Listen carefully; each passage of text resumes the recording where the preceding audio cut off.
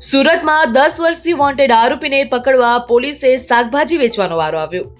Dumas police સ્ટેશનમાં ઘરફોડ ચોરીના ગુનામાં 10 વર્ષથી વોન્ટેડ આરોપીની ધરપકડ કરવામાં આવી છે।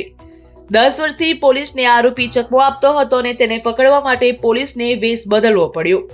શાતિર આરોપીને પકડવા માટે પોલીસે ક્યાંક શાકભાજી વેચવાનો વારો આવ્યો તો ક્યાંક કુલીનો વેશ પણ ધારણ કરવો પડ્યો।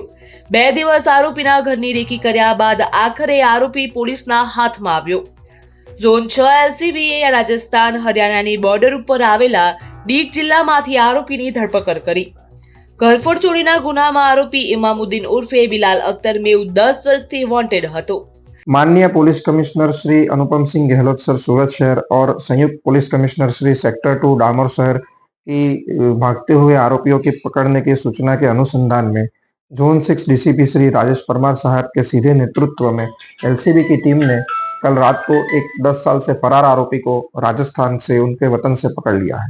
इस गुना की विगत ऐसी है कि 10 साल पहले डुमस पुलिस स्टेशन में रजिस्टर हुआ गुना नंबर 31/2015 की आईपीसी की कलम 457, 380, 114 और 411 के जो घरफोड़ की कलम है उसमें आरोपी इमामुद्दीन उर्फ बिल्ला अख्तर मेव गुनाह करके यहाँ से भाग गया था और वो अलग अलग जगहों पे छिपता रहता था। एलसीबी जोन 6 की टीम ने अपने ह्यूमन सोर्स और टेक्निकल सोर्स की मदद से वो कब अपने वतन में आता है इसकी माहिती ली थी और करीब 2-3 दिन तक वहाँ जा यहाँ से 1100 किलोमीटर दूर जाकर वहाँ 2-3 दिन तक खानगी वेश में लोकल लोगों के पहरवेश पहनकर उसके ऊपर वॉच रखी थी और जब उसकी शिनाख्त पूर्ण हुई और पुलिस को हुआ एहसास हुआ कि यही आरोपी है तब उसको पकड़ लिया गया है और कल उसे इस पुलिस स्टेशन में लाकर पुलिस के हवाले कर दिया गया है।